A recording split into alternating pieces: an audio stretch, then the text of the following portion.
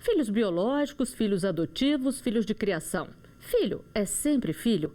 A composição de família vem mudando ao longo do tempo. De que forma o direito acompanha esta evolução? Qual o valor jurídico do afeto na entidade familiar? É o que vamos mostrar a partir de agora.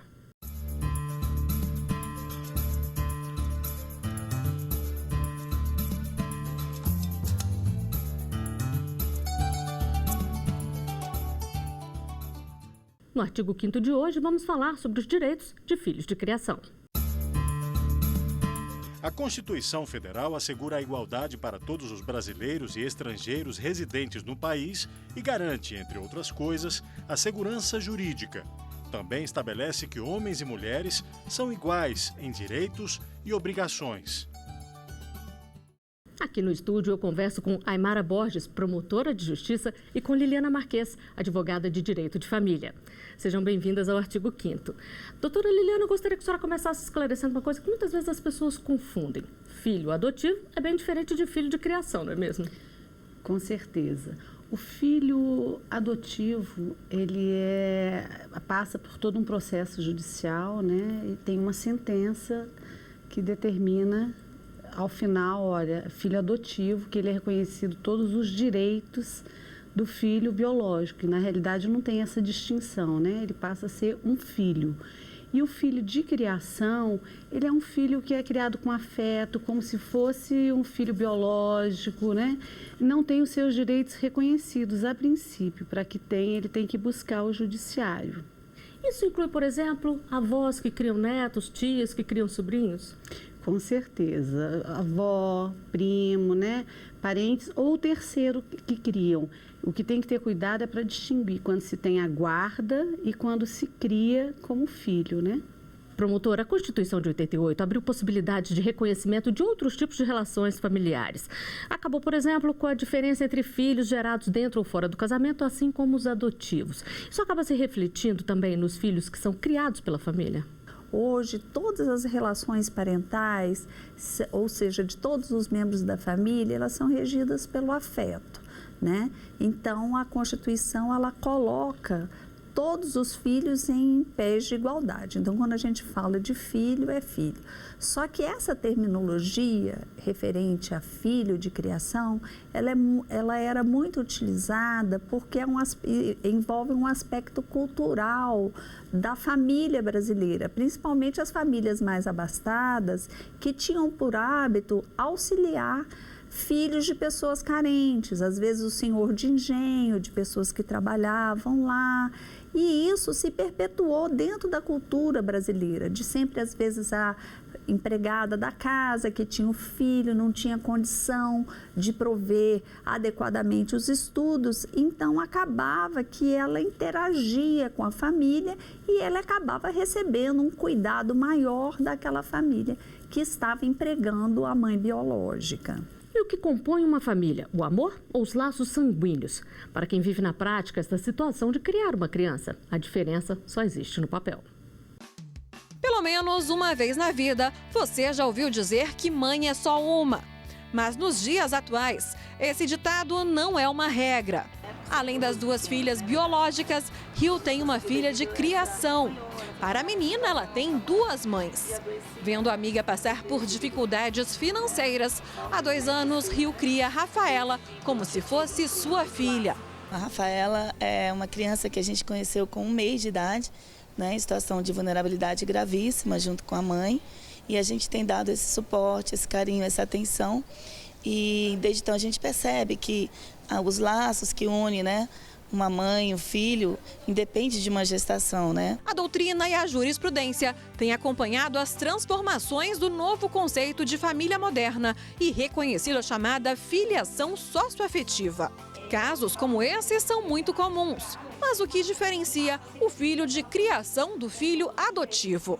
Essa situação sempre foi caracterizada pela informalidade. Esse vínculo não era legalizado, não era legitimado por nenhum documento. Então, hoje em dia, uma criança numa situação dessa estaria numa situação irregular, se o guardião não tiver nenhum documento legal para dizer que é o responsável pelos cuidados daquela criança, daquele adolescente. E isso pode implicar em uma série de violação de direitos. Para Rio, Rafaela é tão sua filha quanto as biológicas. Que depender, né, da gente, ela vai estar sempre aí com a gente, tendo, né, o mesmo suporte, o mesmo carinho, as mesmas atividades. Ela assim, faz parte da nossa família. Promotora, que tipo de problemas essa situação informal pode trazer para a família? Para você matricular uma criança na escola, você precisa ter a documentação, exigir qual turno. Então, a escola pode exigir um documento e essa pessoa não tem documento normalmente nenhum com relação a essa criança. Então, o Instituto da Guarda, ele serve justamente para acolher essa situação, né? Outro problema é no hospital, às vezes uma intervenção cirúrgica grave e que precisaria da autorização da pessoa que consta no registro de nascimento.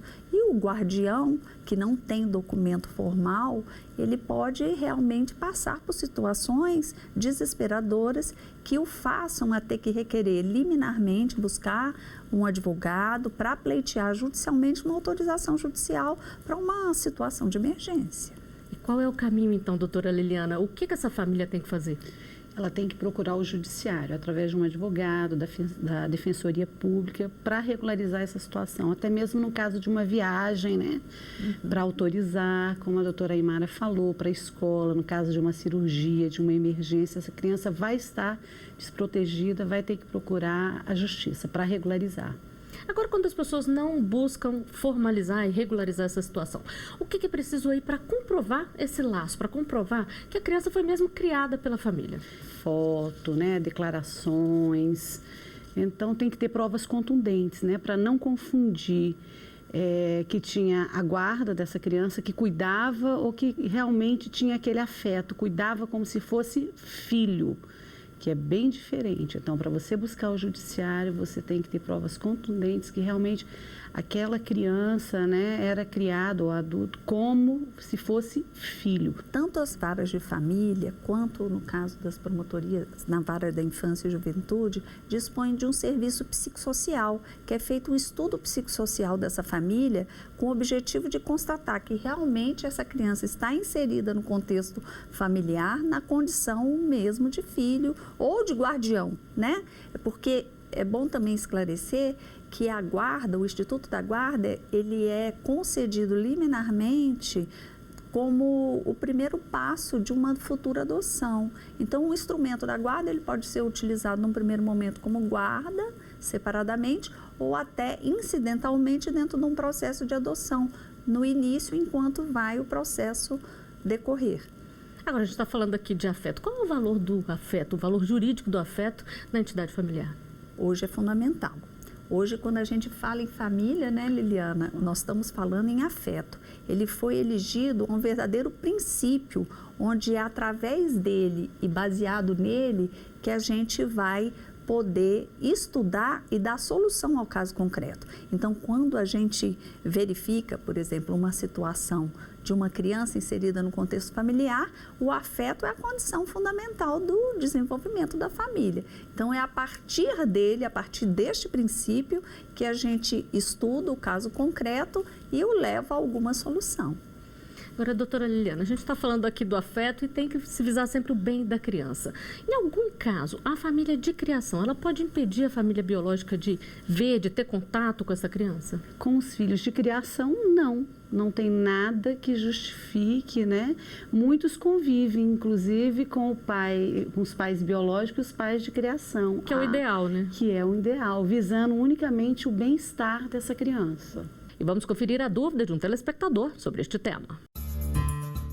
Se alguma pessoa pede para criar seu filho, é necessário comunicar à justiça? Promotora? Eu diria que também precisa dessa comunicação formal para que se regularize no instrumento de guarda. Porque com esse instrumento de guarda, o pai continua a ser pai, a mãe também não é elegida a retirar do pátrio poder. Então, o guardião vai conviver com o pátrio poder familiar sem prejuízo de uma conduta com a outra. Então, eu diria que é imprescindível que se busque a justiça para regularizar a situação. Nós temos mais uma dúvida, vamos ver. Um filho de criação tem direito à herança? Doutora Liliana? Não, a princípio um filho de criação não tem direito à herança.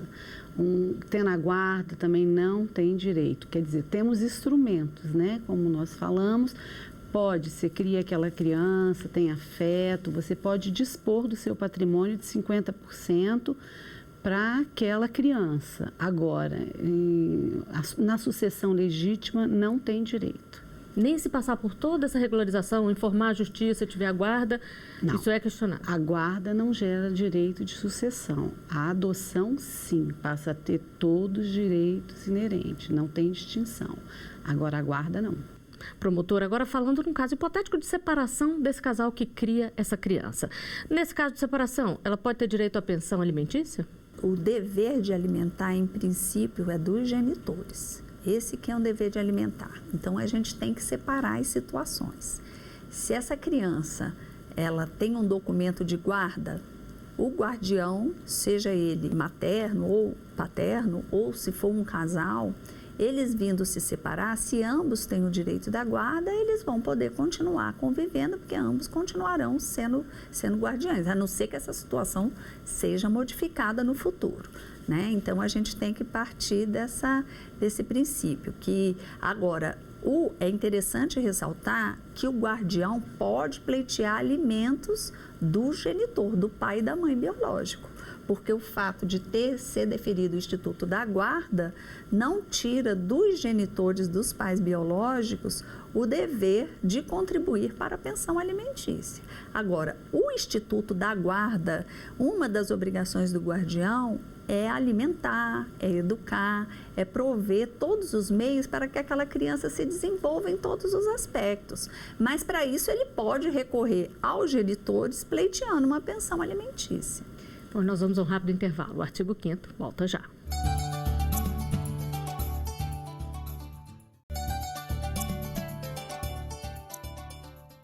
Estamos de volta com o artigo 5º. Aqui no estúdio eu recebo Liliana Marques, advogada de Direito de Família, e Aymara Borges, promotora de Justiça. E quem cria uma criança acaba se apegando a ela, desenvolvendo um amor e tratando como da família. Mas o que fazer se, de repente, os pais biológicos querem mudar esta situação? Esta é a dúvida de um telespectador. Vamos conferir. Se alguém cria o filho de uma outra pessoa e a mãe decide recorrer, pegar essa criança de volta, quais são os direitos que a pessoa que criou tem? Doutora Liliana? Bem, esse caso tem que ser levado ao judiciário, tem que ser analisado, o que vai atender o melhor interesse da criança.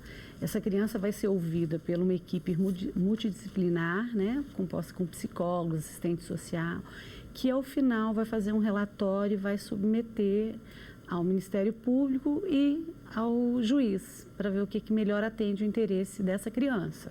Quer dizer que não é tão simples assim, a família biológica deixa, pede para criar e depois desiste. Ela tem que aí passar por um processo para ter essa criança de volta. Com certeza, pode causar traumas nessa criança, problemas irreversíveis futuramente.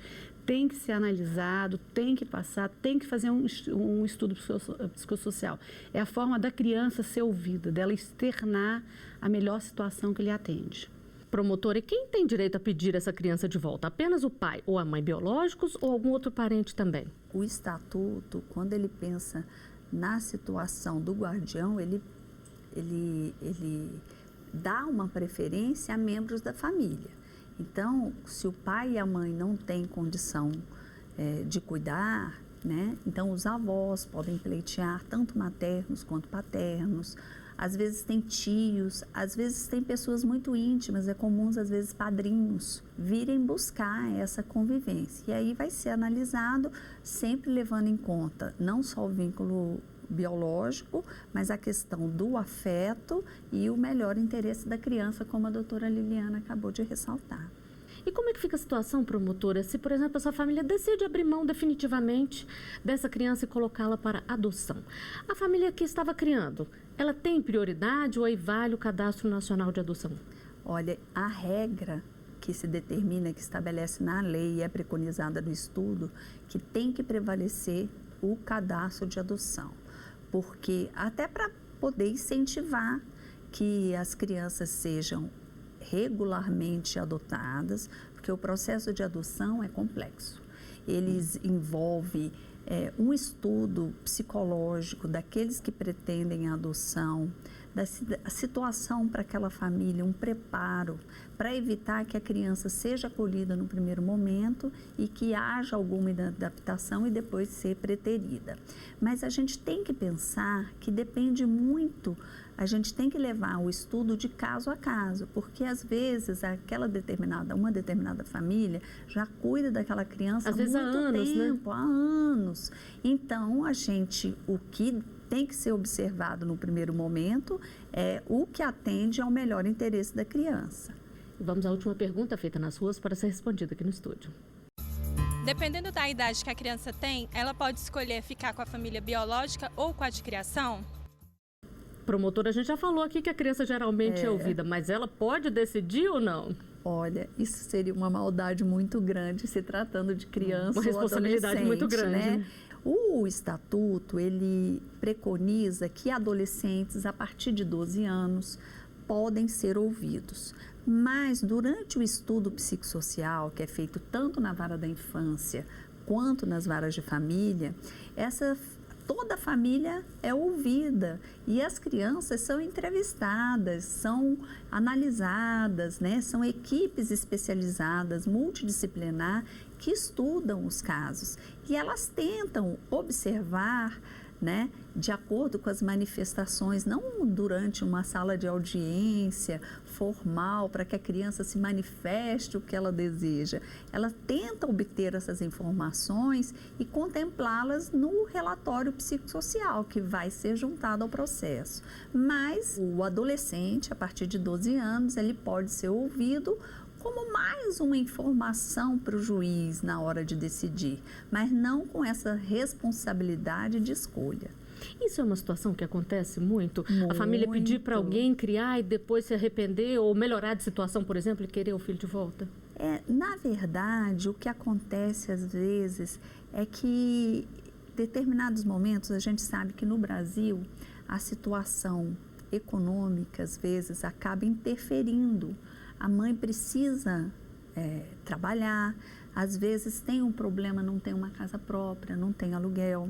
A gente sabe que o Estado ainda é carente de auxílios de creches, de instrumentos que possibilitem essa mãe prover um desenvolvimento adequado para o filho. Então, naquele primeiro momento, ela entende, às vezes, por deixar na casa da patroa, porque sabe que a patroa cuida muito bem da criança e aquela situação é cômoda porque ela já convive com aquela família, precisa deixar o local e acaba deixando essa criança lá. Mas, passado algum tempo, ela fica com aquele sentimento, fala assim, ai meu Deus, eu quero meu filho para mim, e às vezes existe até um determinado conflito, porque conflito de educação, de convivência, de padrão social, então acabam acontecendo. Realmente é um fato que a gente observa que ocorre com uma certa frequência, diferente de quando é feito desde o início através de um processo de guarda ou até um processo de adoção. Quando ela fica no aspecto informal, tá? Da informalidade, às vezes a pessoa, no momento, fala assim, peraí, estou com essa criança aqui sem um documento adequado, eu vou precisar ingressar no judiciário para colocá-la numa escola ou até pelo problema de saúde. Aí, nesse momento, a mãe biológica acaba despertando, fala, meu Deus, vou perder o meu filho. Como se aquele documento escrito, formal, de uma situação fática, viesse para retirar dela o direito de ser mãe. Então, é comum que esse conflito ocorra. Agora, doutora Liliana, mesmo correndo o risco de despertar esse medo aí na mãe, é bom regularizar tudo, não é mesmo? Por isso que a gente sempre fala, procure orientação e faça realmente dentro da lei, para evitar problema para a criança e para quem está junto. No primeiro bloco eu perguntei para a senhora se em alguma situação a família que estava criando a criança podia impedir a família biológica de vê-lo. Agora eu quero inverter a pergunta. A família biológica que pega essa criança de volta, ela pode impedir a família que estava criando de ter essa convivência, de manter esse laço? Eu entendo que a família pode recorrer ao judiciário se tiver um vínculo também para garantir um direito de visitas. Se isso for o ideal para a criança, porque um rompimento também pode trazer transtornos. Bom, será que as pessoas fazem distinção entre os filhos ou tratam todos da mesma forma? Vamos conferir as opiniões. Tem aquele ditado, né? O pai é o que cria.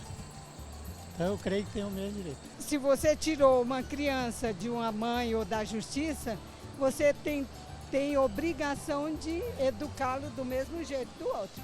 Senão você vai causar um mal muito grande psicológico, emocional para ela. A educação, a saúde, o carinho, tudo. O filho é do mesmo jeito, tem que ser, independente de ser de sangue ou não, tem que ser criado do mesmo jeito. Por mais que eu seja pai deles biológicos, ele tem direito, eu acho, porque foi criado, né? Criou, cresceu junto. Você está criando, né? Você tem direito, todo direito que o filho biológico tem. Se você cria e educa, ele tem os mesmos direitos. Doutora Liliana, um entrevistado citou um ditado que é muito conhecido: pai é quem cria. Mas na prática, esse reconhecimento realmente existe ou ainda se faz muita diferença? Eu acho que nós ainda temos uma parcela que faz essa distinção, sabe? É filho, não tem que ter distinção. Não podemos fazer errado, né? Não podemos diferenciar. Promotor, agora a gente sabe que pode gerar ciúme aí entre os filhos. Então, se os pais quiserem deixar algum bem de herança para aquele filho que eles criam, os filhos biológicos podem recorrer de alguma forma? Olha, se foi feito por um testamento público ou particular dentro dos requisitos legais, os filhos não têm como reclamar. Porque quem tem, quando a gente fala em sucessão hereditária e direito à herança, você só tem uma expectativa de um direito.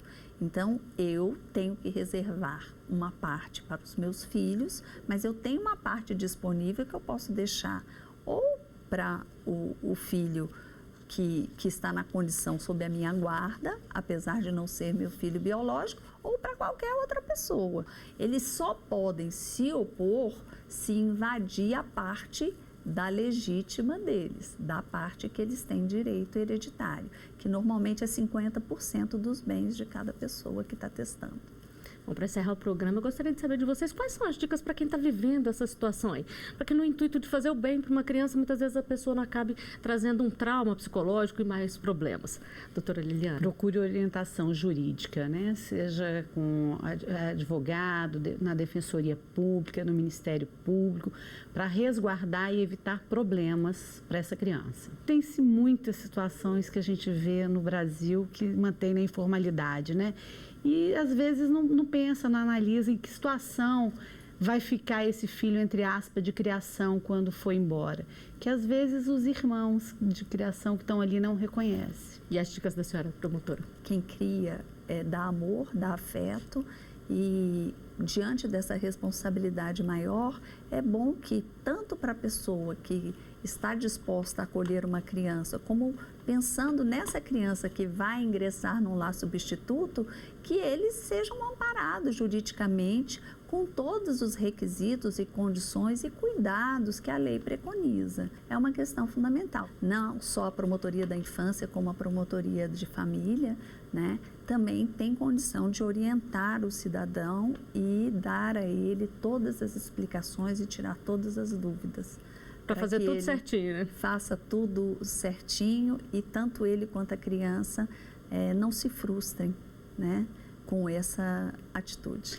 Bom, com essas dicas aí, nós chegamos ao final do artigo 5º de hoje. Doutora Liliana, promotora Aymara, eu agradeço muito a presença de vocês aqui no nosso estúdio. E obrigada também a você que nos acompanha. Continue conosco na TV Justiça. Para rever os nossos programas, é só acessar o site tvjustiça.jus.br. E para sugerir um tema, basta enviar para o e-mail artigo5@stf.jus.br. Até o nosso próximo encontro.